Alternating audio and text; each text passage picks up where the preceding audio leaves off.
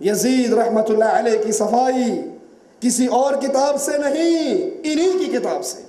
اور جب یہ خانوادہ حسین کوفے کی گلیوں میں پہنچا، لوگوں کو ماتم کرتے ہوئے دیکھا، مگر مچھ کے آنسو بہتے ہوئے دیکھا، تو پوچھا یہ کون رو رہے ہیں؟ کہا تیرے بابا کے شیعہ رو رہے ہیں۔ کہا خدا ان پہ لعنت کرے، کوفے والوں خدا تم پہ لعنت کرے، کوفے کے شیعہ اللہ کی پھٹکار ہو، میرے بابا کو تم نے بلایا پھر اس کی مدد نہیں کی۔ بیمار کربلا کے الفاظ سنو، جب گھر والا خود کہے چور یہ ہے تو اس کے چور ہونے میں کوئی شک ہے؟ عینی گواہ، موقع کا گواہ پیش ہو رہا ہے، حسین کا بیٹا ہے، بیمار کربلا ہے، زین العابدین ہے، ماتم کرتے ہوئے مگرمچھ کے آنسو بہاتے ہوئے شیعوں کو دیکھتا ہے اور کہتا ہے خدا تم پہ لعنت کرے۔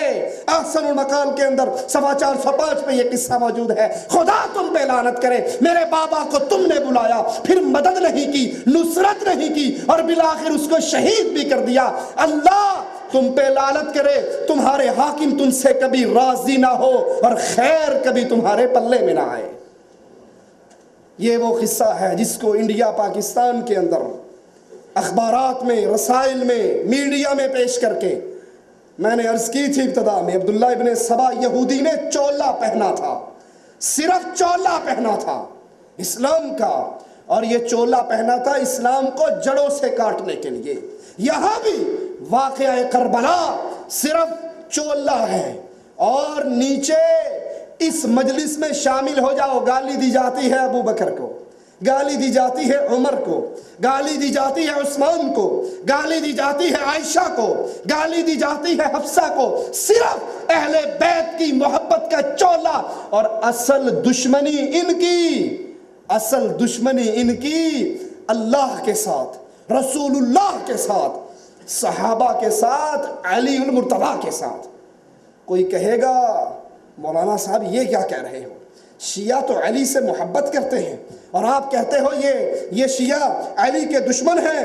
اپنے پاس سے نہیں کہتا، سنیے، اور اس لیے سنیے تاکہ کسی کو سنا سکے۔ حسن شہاتہ مصر کا شیعہ اپنی تقریر میں حضرت علی پر بھی لعنت کرتا ہے اور 10 عشرہ مبشرہ تمام صحابہ پہ لعنت کرتا ہے۔ سنیے تاکہ یہ پردہ بھی ہماری آنکھوں سے ہٹ جائے، یہ صرف ابو بکر کے گستاخ نہیں، یہ علی کے بھی گستاخ ہیں۔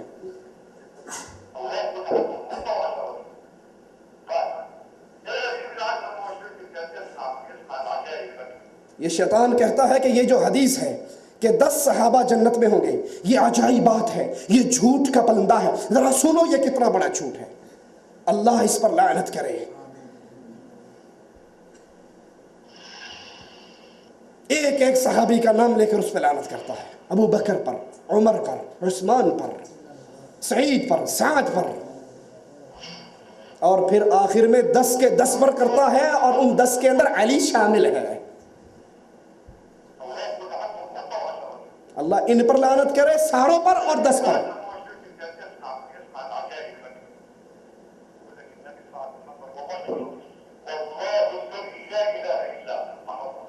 کہتا ہے اللہ کی قسم یہ حدیث نہیں ہے، یہ جھوٹ ہے رسول اللہ پر۔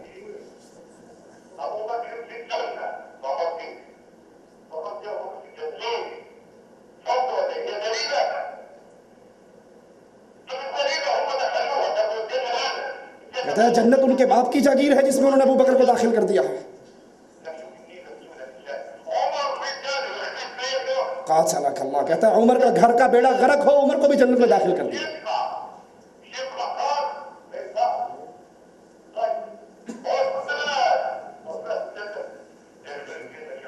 عثمان تیرا گھر برباد ہو تو بھی جنت میں جائے گا، یہ شیطان کہہ رہا ہے۔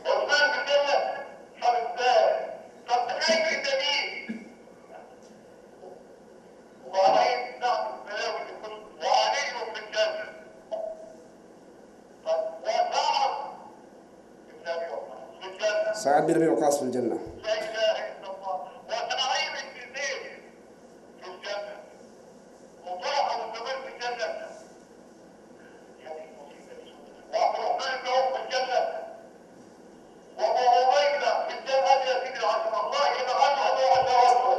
اللہ ان پر لعنت کرے اور ان سب پر لعنت کرے۔ تو یہ واقعہ کربلا صرف آڑ ہے مسلمانوں کے اندر شرک داخل کرنے کے لیے۔ اس مجلس کے اندر یا علی مدد کے نعرے لگتے ہیں، اس مجلس کے اندر ابو بکر، عمر، عثمان، عائشہ اور حفصہ پر لعنت ہوتی ہے۔ اس مجلس پر اللہ کی لعنت ہو، فرشتوں کی لعنت ہو اور رہتی دنیا تک کی لعنت ہو جس مجلس کے اندر محمد کے صحابہ پر لعنت کی جائے۔ یہ پردہ ہے، یہ آڑ ہے۔ اس آڑ کے نیچے، اس جھنڈے اور ٹائٹل کے نیچے اسلام کی جڑوں کو کاٹا جاتا ہے۔ کیوں؟ کہ اگر قوم، عام انسان ابو بکر، عمر، عثمان کے بارے میں شک میں پڑ جائیں گے کہ یہ مسلمان نہیں تھے، جیسے کہ ان کی کتابوں کے اندر موجود ہے، ارتد الناس بعد النبی، نبی کے بعد سارے مرتد ہو گئے الا اربع، سوائے 4 کے۔ مقداد بچا، ابو ذر بچا، سلمان بچا، ان کے علاوہ کوئی بھی نہ بچا۔ علی کہاں گئے؟ حسن کہاں گئے؟ حسین کہاں گئے؟ فاطمہ کہاں گئی؟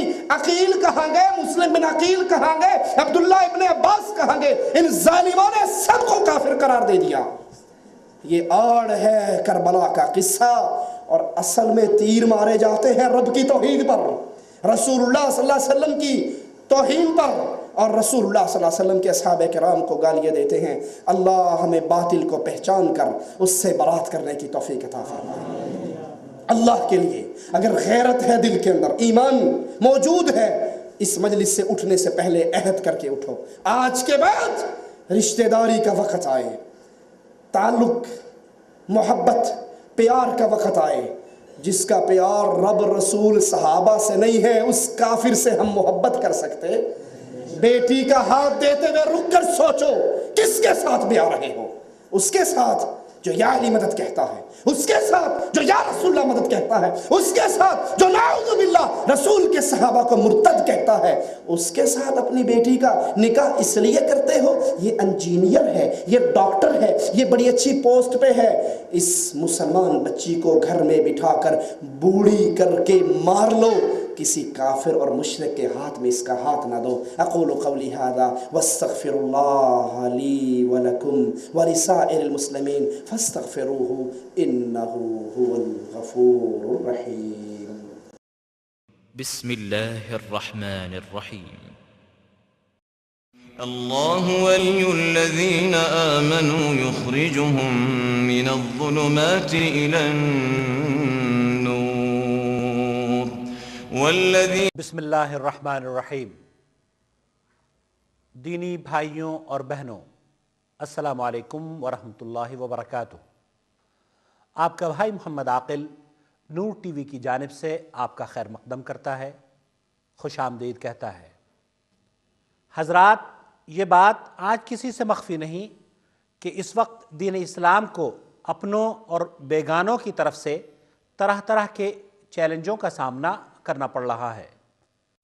ایک طرف جہاں دشمنان اسلام کو بدنام کرنے اور اس کی تعلیمات کو مسخ کرنے کی پرزور مہم چھیڑے ہوئے ہیں، وہیں کچھ مسلم فرقے اسلام کی تعلیمات کو تختہ مشق بنائے ہوئے ہیں۔ شرک و بدعات سے لے کر اندھی تقلید، پیر پرستی، قبر پرستی، تعزیہ پرستی، آستانہ پرستی اور اوہام و خرافات، تعویذ گنڈوں کی تعلیم و تلقین پورے زور شور سے کر رہے ہیں۔ یہی ہے، ہم آپ کی خدمت میں اس پیغام کے ذریعے یہ درخواست لے کر حاضر ہو رہے ہیں کہ اگر آپ ہمارے نظریات سے متفق ہیں تو ان تقاریر کو جو نور ویلفیئر ٹرسٹ کے ذریعے آپ تک پہنچ رہی ہیں، براہ کرم نشر کرنے میں تعاون فرمائیں۔ اپنے گھروں میں ہم سے رابطہ کرنے کے لیے براہ کرم ان پتوں کو نوٹ فرما لیجئے۔ Noor welfare trust, 26A DDA فلیٹس، Mata Sundari road, new Delhi. Mobile number note فرما لیجئے 9810183390۔ جدہ میں محمد عاقل، فون نمبر 0504686317۔ براہ کرم ہماری ویب سائٹ نوٹ فرما لیجئے۔ والسلام علیکم۔